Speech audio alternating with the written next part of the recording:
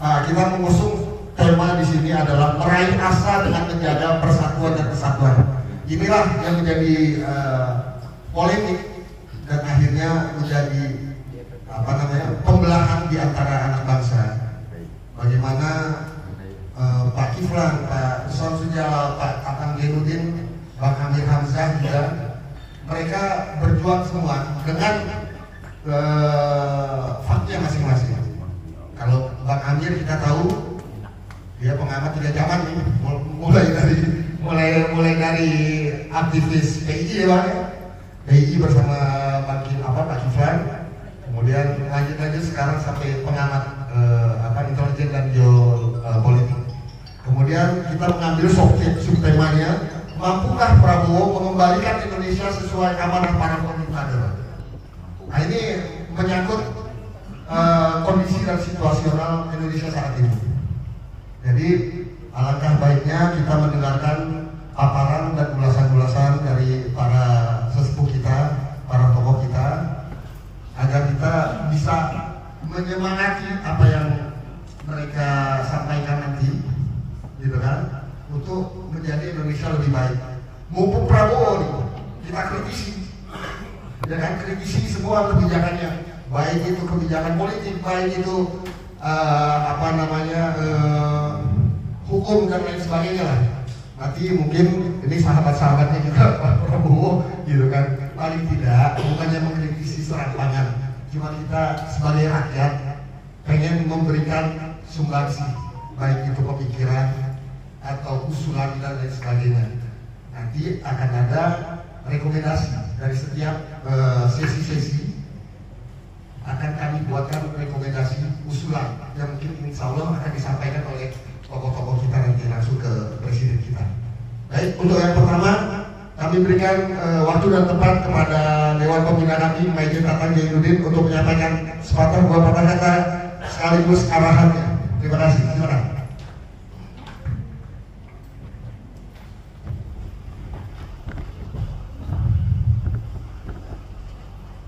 Yang saya banggakan, yang saya hormati, senior saya, tokoh militer, itu Bapak Kolonel Jenderal TNI Purnawirawan Samsul Jalal. Saya kira beliau itu orang terkenal, nggak ada lagi. Semua orang tahu dengan dari jabatan yang beliau 65 menjabat dan Pusko. Semua orang udah tahu, pasti kenal. Tapi kalau yang sekarang dan Om itu nggak ada kenal, rakyat nggak ada kenal. Ini beliau yang saya banggakan, yang saya hormati, Bapak Letnan Jenderal TNI Purnawirawan Bajen.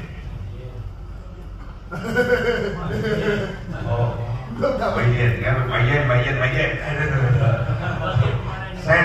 Saya tahu beliau, dan semua orang itu pasti tahu, khususnya para aktivis, penegak hukum, dan para pejabat-pejabat negara pasti tahu kalau orang menyebutkan namanya Bajen. Oh, jadi senior saya yang saya banggakan dan saya ikuti, ya, arus yang lurus, yang saya banggakan dan saya hormati Pak Ishak ya, Ishak dengan Pak Amir Hamzah, mohon maaf. Dan saudara-saudara sekalian, para hadirin yang saya hormati, saya banggakan. Assalamualaikum warahmatullahi wabarakatuh. Pertama-tama saya sampaikan bahwa yang diundang itu adalah tokoh-tokoh nasional, ada 20 orang yang sudah siap hadir, itu adalah 17 orang ya, yang sudah dicentang-centang hadir ya. Kalau Pak Gatot Nurmantio memang tentatif ya. terus Pak Sutanto, ya, Jenderal mantan Kapolri, itu diwakili oleh putranya, adik kita Indarto, nggak tahu pengusaha apa itu, seperti pengusaha lah, gitu. Dan Pak Titi Soeharto sampai dengan kemarin sore sudah didatangi ke kediamannya memberikan surat, ya, insya Allah, ya. Dan saya kira kita pun juga menyadari dengan menghadapi 17-an, kemungkinan sekarang ada geladi, nanti malam pun juga ada malam renungan suci, ya, dan kegiatan-kegiatan lain, dan mungkin mereka tokoh-tokoh yang dekat dengan tanah. Jadi mudah-mudahan masih ada juga di perjalanan tipe nggak jadi masalah. Baik saudara-saudara sekalian, bahwa mungkin yang ketiga, diskusi nasional dan sekarang persarisehan nasional, ya, dengan tema itu meraih asa dengan menjaga persatuan dan kesatuan. Asa itu adalah harapan. Kita berharap bahwa persatuan dan kesatuan, harapan bangsa Indonesia ini tidak seperti sekarang. Saya katakan bahwa ini sudah terpecah belah karena memang dipecah belah. Ya, ini garis besarnya karena memang dipecah belah. Ya, terus di sini kita subtemanya, mampukah Prabowo mengembalikan Indonesia sesuai amanah para pendahulu kita? Ini yang dijadikan sebuah pertanyaan. Tetapi saya dengan penuh optimis bahwa beliau mampu untuk mengembalikan bangsa ini ke zaman kejayaan. Saya sangat optimis, ya, sangat optimis. Namun demikian, tetap saya memonitor dan mengawal tentang program-program dan kebijakan dari beliau. Kenapa saya optimis bahwa janji-janjinya beliau memang tidak bisa kita membalikkan telapak tangan, ya. Ini harus jadi, nggak bisa. Yang pertama adalah masalah di bidang pertanian.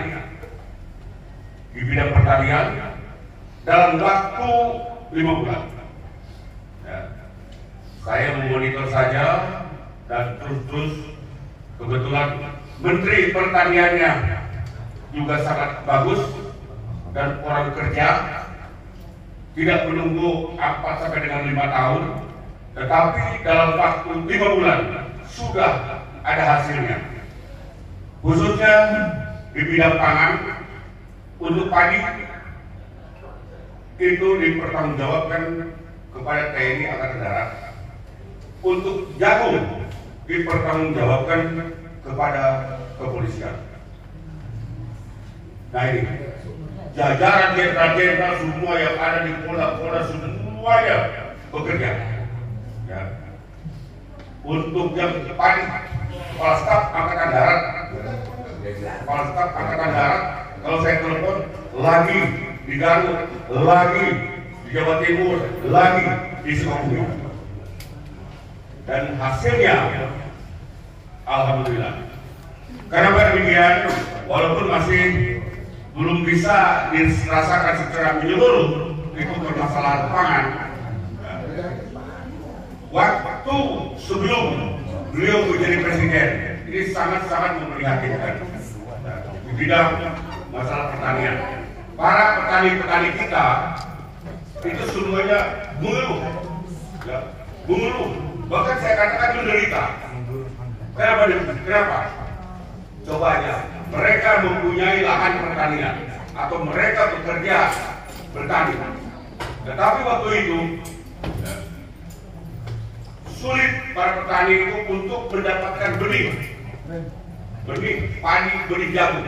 Sulit untuk mendapatkan pupuk. Walaupun ada, tapi harganya mahal, tidak sesuai dengan hasil dari jerih payahnya para petani. Saya waktu sebagai Presiden Tani Indonesia, saya mengunjungi beberapa pabrik-pabrik pupuk di beberapa provinsi.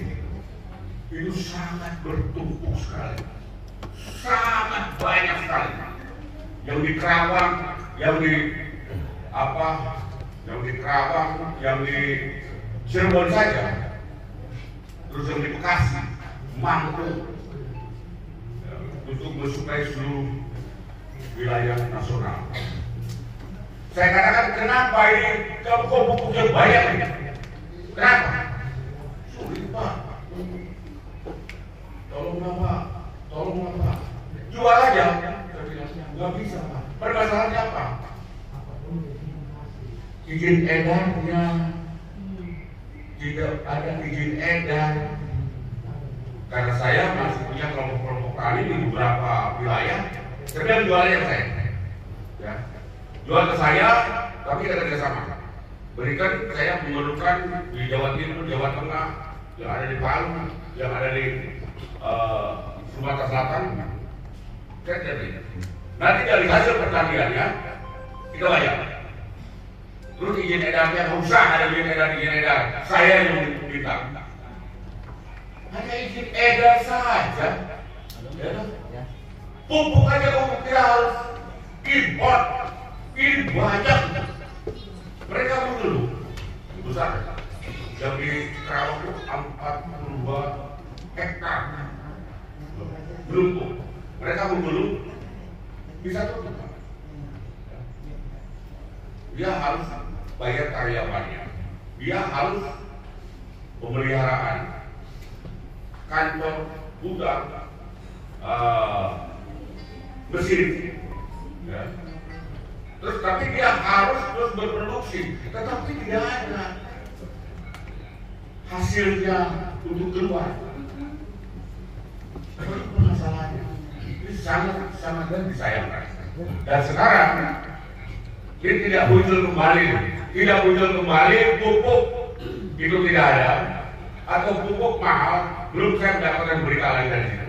Nah. Terus benih tidak ada, yang ada sekarang dari jajaran kepolisian, dari Kapolri turun ke lapangan, itu yang benar. Di Angkatan Darat, dari Pelaksanaan Angkatan Darat dengan jajaran yang paling jenderal-jenderal ke tiap-tiap daerah. Apapun juga alasannya bahwa mereka melaksanakan daripada perintah-perintah Bapak Presiden kita. Itu yang pertama. Yang kedua adalah dengan makan bergizi gratis.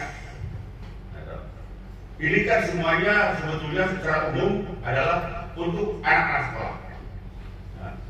Anak makan bergizi gratis supaya untuk mencerdaskan anak-anak di dalam otaknya itu dengan makan gizi gratis. Ada satu pertanyaan, ini makan gizi gratis kok banyak di beberapa daerah yang keracunan, yang dikorupsi. Beliau pun juga tinggal diam.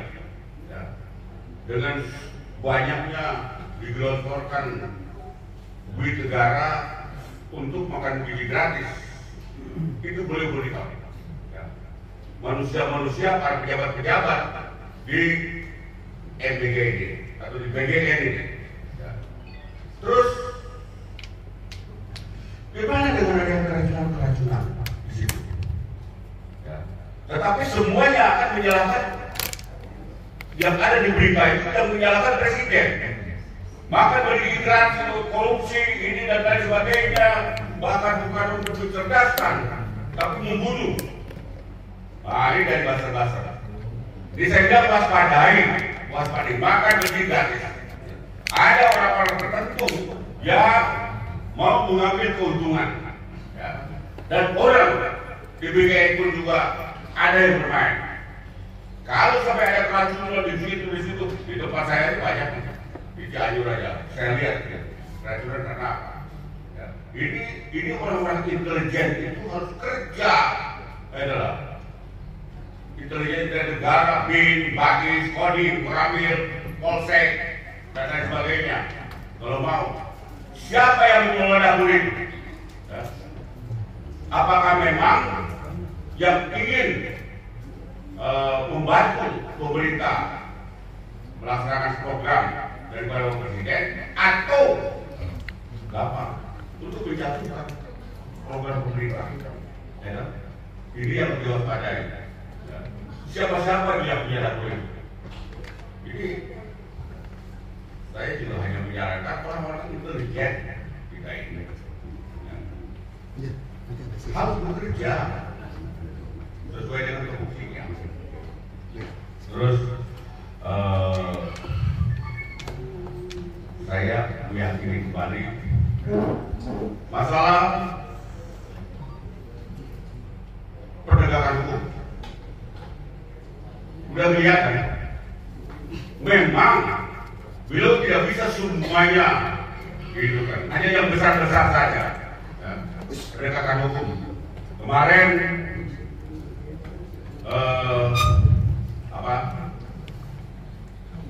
memberikan amnesti kepada Pak Hasto, dan memberikan abolisi kepada Tom Lembo. Ya. Ini saya bangga, ya. Saya bangga.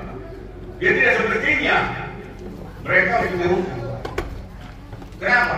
Masih banyak para pejabat-pejabat negara, ya, yang korupsi besar-besaran, bukan lagi ratusan juta, triliunan, puluh triliun, bahkan ratus triliun dibiarkan, ya, dibiarkan. Lalu yang terakhir kemarin Gus Dur, tapi Gus Dur mengatakan bahwa saya tidak mau bebas, gitu kan? Tidak mau bebas, tapi nggak ada masalah. Ya, mudah-mudahan nanti ada bapak putih juga. Nah ini, itu yang saya lihat. Ya. Kemarin juga di dalam pidato di DPR, yang saya lihat bahwa ini bukan satu ancaman, tapi isyarat dari Bapak Presiden kepada jenderal-jenderal TNI maupun Polri. Jika ada lagi kalian yang membekiri tambang-tambang, sawit-sawit dan sebagainya, baik yang purnawirawan maupun yang masih aktif. Kalian tahu lah, rakyat juga tahu yang membekiri tambang-tambang itu siapa, yang mengambil tambang rakyat itu siapa, yang ada di Morowali, di Kendari, di Sono, di Kalimantan itu siapa. Saya sudah ke Morowali itu ke atas sampai dengan ke tempat Cila-Cila itu. Tanya aja Pak Kapolda, tanya Pak Kapolres, punya kekuasaannya di sini. Jadi saya banyak berbenturan dalam hal apa, misalnya sawit, ini sawit rakyat, diambil alih, diambil alih. Termasuk saya datang ke sini. Saya akan mungkin Oke. Ya, jadi saya demikian karena masalah waktu nanti kita ada lanjutannya.